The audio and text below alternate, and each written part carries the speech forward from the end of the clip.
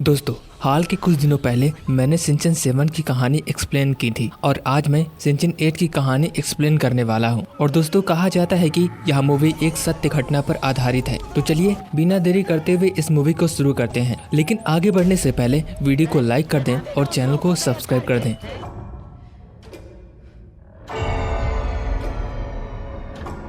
तो कहानी की शुरुआत ओरहन से होती है, जो एक घने जंगल में बैठकर प्रार्थना कर रहा होता है। तभी कहानी के बीच में हमें एक रहस्यमयी औरत दिखाई देती है, जो पीड़ा की गांठों वाले श्राप के बारे में बता रही होती है। वह कहती है, यह कोई आम श्राप नहीं होता। जैसे जैसे शरीर पर गांठें बढ़ती जाती हैं, वैसे वैसे इंसान के शरीर में भी पीड़ा बढ़ती जाती है। इस श्राप को पूरा करने के लिए सामने बैठी औरत को 5 ऐसे लोगों को चुनना होता है जो कमजोर हों, क्योंकि शैतानी शक्ति हमेशा कमजोर लोगों का फायदा उठाती है। साथ ही उस औरत को यह भी याद रखना होगा कि इस श्राप के साथ उसे 5 मासूम आत्माओं का बोझ ऊपर लेना होगा और परिवार के हर सदस्य के बदले एक एक बलि की भेंट चढ़ानी होगी। इसके तुरंत बाद एक महिला को ऊंचाई से छलांग लगाते हुए देखते हैं। इस सीन के बाद कहानी दोबारा से ओरहन की तरफ लौटती है। ओरहन के अंदर एक अजीब सी उदासी पैदा होती है। उसे खुद भी समझ नहीं आ रहा था कि आखिर उसके मन में बेचैनी क्यों हो रही है। वह अपनी ही परछाई से सवाल कर रहा था,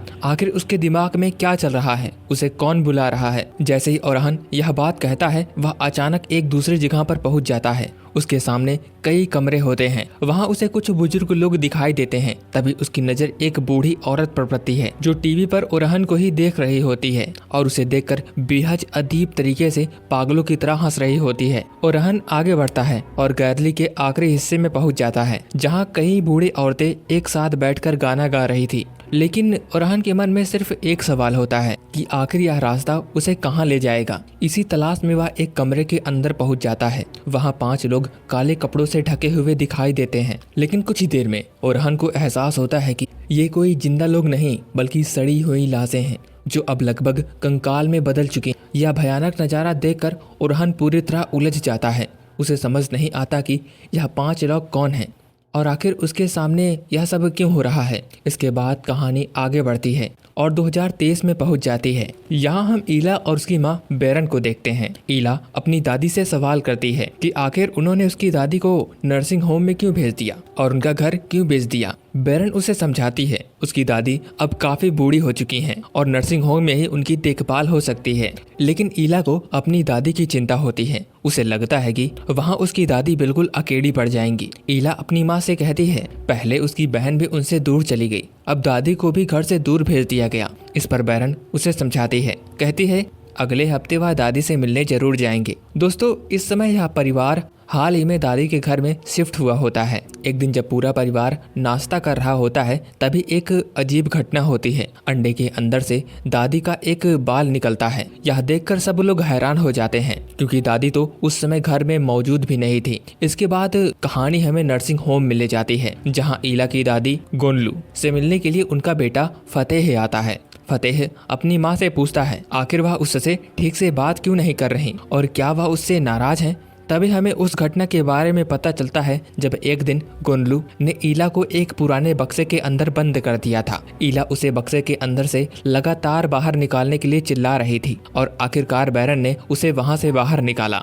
जब बेरन ने यह बात फतेह को बताई, तब उसे अपनी पत्नी की बातों पर विश्वास नहीं हुआ था। इसकी दूसरी तरफ गोलन को भी उस घटना का कुछ भी अंदाजा नहीं था। उसे कुछ भी याद नहीं था। तब उसे याद आता है कि ईला उस बक्से के अंदर पहले ही बैठी थी और अचानक बक्सा अपने आप बंद हो गया। लेकिन उस वक्त गोनुल खुद बोलने जैसी हालत में नहीं दिखाई दे रही थी। फतेह अपनी माँ को बताता है कि ईला उन्हें बहुत याद करती है और उनसे उनके लिए एक फैमिली का वीडियो बनाया है। वह अपनी माँ को वही वीडियो दिखाता है। वीडियो देखकर दादी के चेहरे पर कुछ समय के लिए खुशी दिखाई देती है, लेकिन अचानक उनका व्यवहार बदलने लगता है। वह फोन पर जोर जोर से हाथ मारती हैं और वीडियो को बंद करने के लिए कहती हैं। अब सवाल उठता है, आखिर अपने पोते का वीडियो देखकर कौन दादी इतना परेशान होती है। इसके बाद कहानी ईला की बहन आइलिन की तरफ चली जाती है। उस समय आइलिन अपने बॉयफ्रेंड के साथ रहा करती थी। आइलिन काफी समय से नौकरी की तलाश कर रही थी। उसका बॉयफ्रेंड मार्ट उसे अपनी कंपनी में ले जाना चाहता था, ताकि वो वहाँ पर उसे नौकरी दिला सके। लेकिन आइलिन उसके साथ काम करने को तैयार नहीं थी। तभी मार्ट उसे बताता है कि उसके पिता उसे कंपनी से बाहर मिले थे और उन्होंने पूछा कि क्या वह आइलिन के अलावा किसी और लड़की के रिश्ते में है। शुरुआत में यह बात मार्ट को बुरी लगती है, लेकिन वह जानता था कि उसके पिता सिर्फ उसकी चिंता करते हैं। इसीलिए वह आइलिन को समझाता है कि उसे अपने पिता के साथ पूरी तरह से रिश्ता खत्म नहीं करना चाहिए। हालांकि आइलिन अपने पिता को बिल्कुल भी पसंद नहीं करती थी, उसके साथ किसी भी तरह से जुड़ाव नहीं रखना चाहती थी। इसके बाद हम दोबारा फतेह और बेरन को देखते हैं। फतेह के मन में लगातार यही बातें चल रही थी कि शायद उन सभी ने दादी को नर्सिंग होम में छोड़कर गलती कर दी है। भले ही दादी का कमरा खाली पड़ा था, लेकिन फतेह को एहसास होता था कि उसकी माँ अभी भी उसी कमरे में मौजूद है और बिस्तर से लगातार उसे देख रही है। यह सोचकर फतेह भावुक हो जाता है। बेरन उसे समझाने की कोशिश करती है कि अभी सिर्फ उनके गए 2 हफ्ते हुए हैं और इतनी जल्दी यह बदलाव स्वीकार करना उसके लिए आसान नहीं होगा, क्योंकि वह उसकी माँ है। लेकिन दोस्तों, फतेह का यह डर बेवजह नहीं था। उस समय नर्सिंग होम में एक खतरनाक चीज अपना काम शुरू कर चुकी थी। वही काले कपड़े पहने रहस्यमयी औरतें, जिसे हमने कहानी की शुरुआत में देखा था। गोनुल को एक ऐसी औरत के पास ले जाती हैं जो काले जादू और श्राप से जुड़ी हुई होती है। वहीं दादी पर पीड़ा की गांठ वाला श्राप लगाया जाता है। उसके पैरों में एक के बाद एक गांठें दिखाई देने लगती हैं और उसके आसपास कई बूढ़े लोग खड़े दिखाई देते हैं। पूरा माहौल इतना डरावना होता है कि यह साफ पता चलता है कि यहाँ पर कोई खतरनाक रिचुअल चल रहा है। उस रात फतेह की अचानक नींद खुल जाती है। उसकी नज़र कमरे के पर्दे पर पड़ती है, जहां उसे पीछे से किसी इंसान की परछाई दिखाई दे रही थी। तभी उसकी माँ की आवाज़ उसके कानों में गूंजने लगती है। फतेह जैसे उस तरफ देखता है, अचानक उसकी माँ उसके ऊपर हमला कर देती है। अगले ही पल में वह बेहद डरावने तरीके से वहां से ही गायब हो जाती हैं। यह देखकर फतेह पूरी तरह डर जाता है, लेकिन यह डर यहीं खत्म नहीं होता, क्योंकि उसे दादी के कमरे से रेडियो की आवाज़ तेजी से सुनाई दे रही थी। वह आवाज़ इतनी परेशान करने वाली थी कि फतेह मजबूर होकर अपनी माँ के कमरे में जाता है और रेडियो बंद कर देता है। लेकिन वहां पहुंचते ही एक और अजीब नज़ारा दिखाई देता है। उसे अपनी छोटी बेटी इला दादी के साथ बैठी हुई नजर आती है। रेडियो बंद करने के बाद फतेह के कानों में तेज आवाज़ गूंजने लगती हैं। जैसे ही वह अपनी बेटी को अपनी माँ के करीब देखता है, इला अचानक उसे एक शैतानी रूप में दिखाई देने लगती है। उसकी माँ गोनुल उससे सवाल कर रही होती है, आखिर उसके बेटे ने उसे घर से क्यों निकाल दिया। तभी अचानक गोनुल पीछे से उसके ऊपर हमला कर देती है। लेकिन कुछ पलों बाद जब बैरन वहां पहुंचती है तो कमरा बिल्कुल सामान्य होता है। वहां कोई भी शैतान नहीं था और ना ही कोई डरावना नजारा। इससे यह साफ हो जाता है कि पीड़ा की गांठ वाला श्राप अब इस परिवार तक पहुंच चुका है। इसके बाद कहानी फिर से आइलिन की तरफ जाती है, जो काम करते करते थककर सो गई होती है। मार्ट उसे कमरे में जाकर आराम करने के लिए कहता है, लेकिन आइलिन जैसे ही बाथरूम में जाती है, वह अपने शरीर पर अजीब से छाले देखती है और तुरंत मार्ट को बुलाती है। मार्ट उसे समझाता है शायद वह किसी और के साथ रिलेशन में होगी, उसी की वजह से यह इन्फेक्शन हुआ होगा और अब यह आइलिन तक पहुंच गया होगा। यह सुनकर आइलिन के पैरों तले जमीन खिसक जाती है। लेकिन तभी जैसे ही वह मार्ट की तरफ मुड़ती है, उसका चेहरा एक भयानक शैतान के रूप में दिखाई देने लगता है। वह शैतान उसे घूरते हुए कहता है कि उसे ठीक से देखो, क्योंकि उसे भी वही बीमारी है। आइलिन बुरी तरह डर जाती है। अगले ही पल उसे एहसास होता है कि उसके सामने असल में असली मार्ट खड़ा हुआ है, कोई शैतान नहीं। मार्ट उसे संभालता है और शांत कराने की कोशिश करता है। इसी दौरान काले साए की मौजूदगी का एहसास ओरहन को भी होने लगता है। वह एक बार फिर से परछाई के जरिए उसे रहस्यमयी जगह पर पहुंचता है, जहां उसने पहले 5 कंकाल को देखा था। लेकिन इस बार वहां नजारा थोड़ा अलग होता है। वहां 5 कंकालों के बीच में कोई एक और व्यक्ति काली चादर ओढ़कर बैठा हुआ था। ओरहन धीरे धीरे उसके पास जाता है। जैसे ही वह उसकी काली चादर हटाता है, उसकी आंखें खुली की खुली रह जाती हैं, क्योंकि चादर के नीचे कोई और नहीं बल्कि उसका अपना मास्टर बैठा होता है। ओरहन अपने मास्टर को उन 5 कंगालों के बीच में देखकर हैरान रह जाता है। इस दृश्य का क्या मतलब था यह ओरहन को तो पता नहीं चल पाया। अब आखिरकार ओरहन अपने मास्टर से मिलने के लिए उसी नर्सिंग होम में पहुंचता है जहां गोनुल को रखा गया था। वहां पहुंचकर वह अपने मास्टर के लिए प्रार्थना करता है, लेकिन ओरहन को बिल्कुल भी अंदाजा नहीं होता कि वह जिस रहस्य की तलाश में इतने समय से भटक रहा है, वह अभी उसके बिल्कुल करीब आ चुका है। इस श्राप के पीछे छिपी असली सच्चाई जल्द ही सामने आने वाली है। तभी ओरहन की नज़र नर्सिंग होम में मौजूद बूढ़े लोगों पर पड़ती है। उसे अचानक अपने पुराने विजन याद आने लगते हैं। उसे याद आता है कि उसने अपने विजन में गोनुल को देखा था, जो कि वहीं पर मौजूद थी। इसी बीच ओरहान को पता चलता है कि गोनुल का बेटा फतेह आज अपनी मां को नर्सिंग होम से वापस ले जाने वाला है, यानी कि अब गोनुल दोबारा से उसी परिवार में उसी घर में रहने वाली थी। दूसरी तरफ बेरन अपनी बेटी आयलिन को फोन करके यह बताती हैं कि फतेह अपनी मां को घर वापस ला आ रहा है। बातचीत के दौरान आयलिन और बेरन दोनों को फतेह का कंट्रोल करने का तरीका पसंद नहीं आता। फोन पर बात करते करते बेरन घर में रखा एक पुराना बक्सा सामान से भरकर उसे बंद करके रख देती है, लेकिन आयलिन फोन रखने के बाद जब बेरन दोबारा उसकी तरफ देखती है तो उसके होश उड़ जाते हैं, क्योंकि वह बक्सा अपने आप खुल चुका था। बेरन डरते हुए उसे फिर से बंद कर देती है, लेकिन उसे बिल्कुल भी अंदाजा नहीं था कि यह सिर्फ शुरुआत थी। इसके बाद कहानी फतेह की आर्ट गैलरी में पहुंचती है। फतेह अपनी गैलरी में एक महिला को पेंटिंग बेच रहा होता है। दोस्तों, फतेह एक आर्ट गैलरी चलाता है, लेकिन उसकी गैलरी की सबसे अजीब बात यह है कि वहां रखी पेंटिंग्स और तस्वीरें बेहद डरावनी होती हैं। उनकी शकल सूरत देखकर ऐसा लगता है जैसे किसी इंसानी डर और मौत का खेल बना दिया गया हो। फतेह को अभी भी अपने कानों में वही तेज आवाजें सुनाई दे रही थी। इसी वजह से जब भी वह सोता था तो उसे भयानक सपना आता था। सपने में वह अपनी बेटी आयलिन को उसी रहस्यमयी औरत के साथ बैठा देखता है, जिसे वह पहले भी देख चुका था। यह सपना फतेह को अंदर तक हिला देता है। उसकी नींद डर के साथ टूट जाती है। उधर घर में रखा पुराना बक्सा बेरन उसे घसीटते हुए स्टोर रूम की तरफ ले जाती है। जैसे ही वह उसे वहां रखने की कोशिश करती है, अचानक उसे अपनी बेटी इला और गोनुल दोनों के शैतानी रूप दिखाई देने लगते हैं। बेरन यह भयानक नजारा देखकर डर जाती है, लेकिन तभी असली इला वहां पर आ जाती है और अगले ही पल सब कुछ सामान्य हो जाता है। ऐसा लगता है जैसे बेरन ने जो कुछ भी देखा था वह वास्तव नहीं था, लेकिन लगातार हो रही इन घटनाओं से उसका मन भी डरने लगता है। दूसरी तरफ नर्सिंग होम में अपने मास्टर से मिलने के बाद ओरहन जब वहां से बाहर निकलता है, तभी उसकी नज़र फतेह की गैलरी पर पड़ती है। फतेह की गैलरी बिल्कुल नर्सिंग के करीब थी। ओरहन उस गैलरी को देखकर इसलिए चौंक जाता है क्योंकि उसी गैलरी को उसने अपने विजन में देखा था। तभी वहां से वही रहस्यमयी औरतें गुजरती हैं जिसने गोनुल और उसके परिवार को श्राप दिया था। उसे देखते ही ओरहन को अपने पुराने विजन की एक बात याद आती है। उसे याद आता है कि उस विजन में भी यही औरतें उसके पीछे खड़ी दिखाई दी थी। अब ओरहन को धीरे धीरे यकीन होने लगता है उसके विजन और गोनुल के परिवार से जरूर कोई संबंध है। इसके बाद कहानी आयलिन और मार्ट की तरफ जाती है। दोनों एक साथ थिएटर में फिल्म देखने के लिए पहुंचे होते हैं। वे आराम से फिल्म देख रहे थे कि अचानक थिएटर की स्क्रीन बंद हो जाती है और अगले ही पल स्क्रीन पर वही डरावनी औरतें दिखाई देने लगती हैं और वह मार्ट के सीने में चाकू घोंप देती है। इसके बाद वह आयलिन की तरफ बढ़ती है। जैसे उसे पकड़ने वाली होती है, तभी आयलिन जोर जोर से चिल्लाने लगती है। मार्ट उसे किस तरह संभालता है और वहां से बाहर ले जाता है, लेकिन आयलिन के लिए यह सब समझना मुश्किल होता जा रहा था। इसी रात गोनुल आखिरकार अपने वापस घर लौट आती है।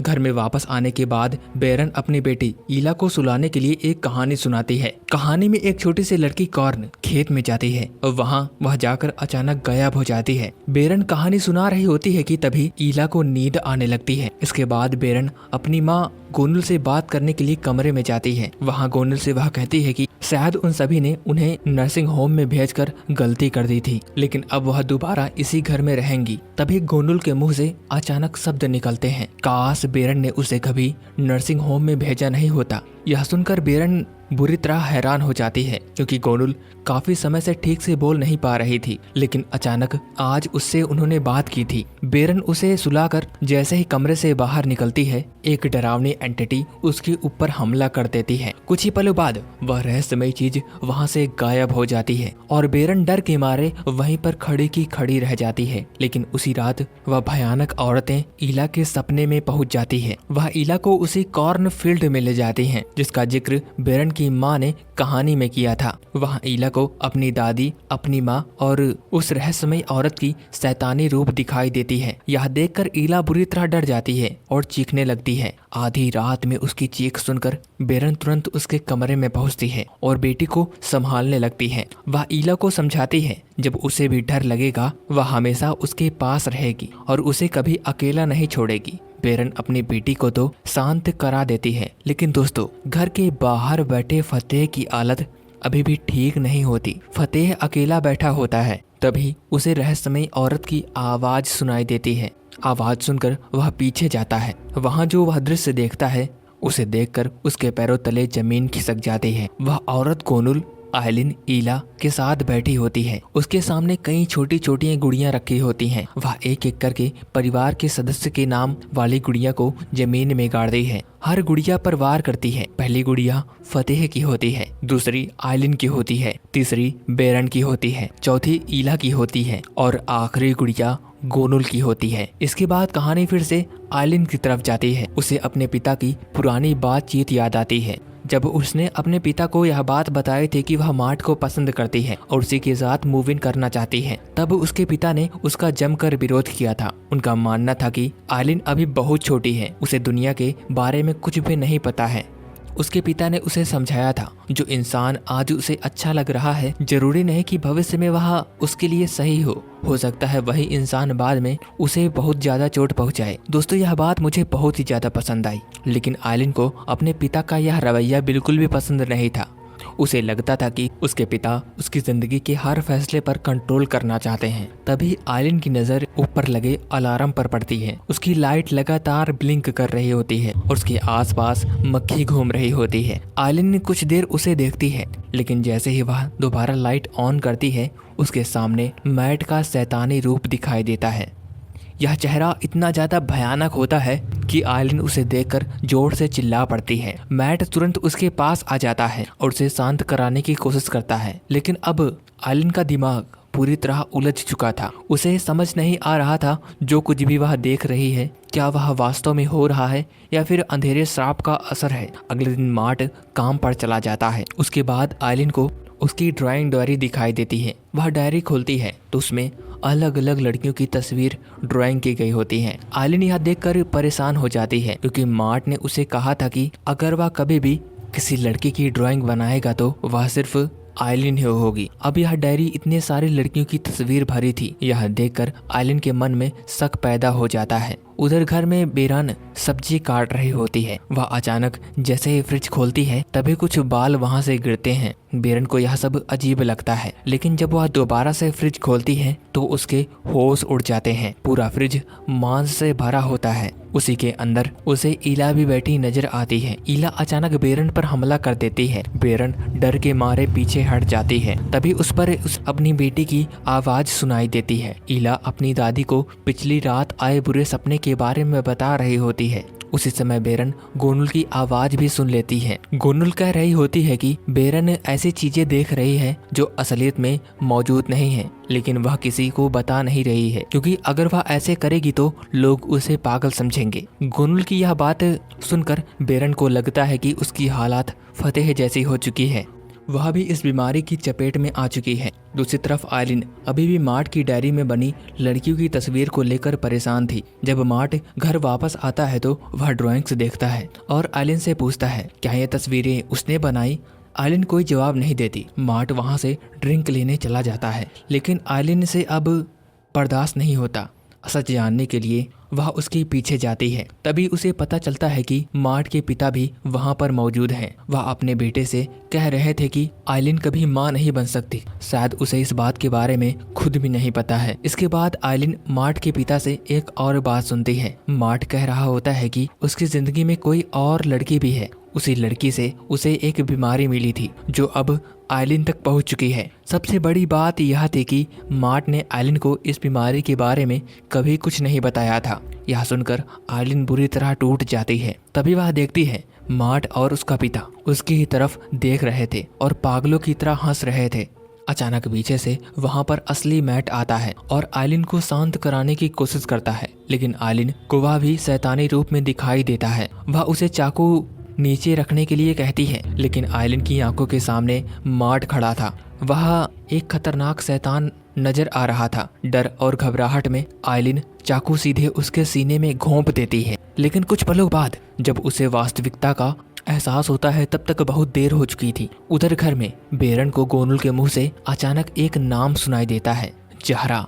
यह नाम सुनकर बेरन चौंक जाती है। जब फतेह घर लौटता है तो बेरन उससे जहरा के बारे में पूछती है। वह बताती है कि जब से गोनुल घर वापस आई है तब से घर में अजीब घटनाएं हो रही हैं। इसी बीच फतेह के फोन पर आयलिन का एक मैसेज आता है। आयलिन उसे एक खास जगह पर मिलने के लिए बुलाती है। फतेह को समझ नहीं आता कि आखिर आयलिन उसे क्यों बुला रही है। दूसरी तरफ नर्सिंग होम में ओरहन अपने मास्टर के पास बैठा होता है। वह अपने मास्टर के सिर पर हाथ रखता है और उसके शरीर से बुरी आत्माओं को बाहर निकलने के लिए कहता है। इसके बाद वह अपने मास्टर से सवाल करता है, आखिर यह शराब किससे जुड़ा हुआ है, वह इसके पीछे असली इंसान कौन है। तभी उसका मास्टर अपने हाथ से एक तरफ इशारा करता है। ओरहन उस दिशा में देखता है तो उसे एहसास होता है कि इशारा गोनुल की तरफ है। इसके बाद ओरहन गोनुल के कमरे में जाता है। वहां पहुंचते ही उसे कुछ रहस्यमयी झलकियां दिखाई देती हैं। उसे समझ आने लगता है कि गोनुल का भी इस रहस्यमयी शराब से कोई न कोई संबंध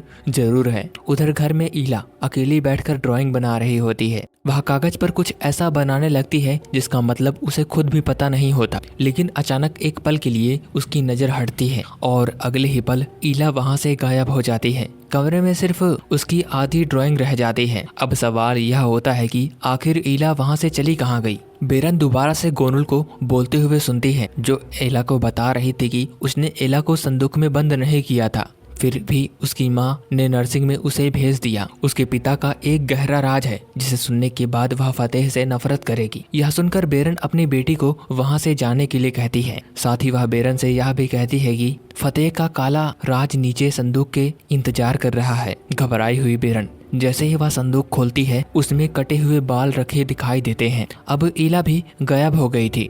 तभी बेरन अपनी बेटी को बाल काटते हुए देखती है जो किसी का लेटर पढ़ रही थी। तभी उसे अपनी बेटी की आवाज सुनाई देती है और उसे गोलुन शैतानी रूप में हर्ट करती है, जिसके बाद शैतानी हेला रेंगते हुए अपनी माँ के ऊपर आती है और बेरन पजेस्ड हो जाती है, जो एला को उसी संदूक में बंद कर देती है।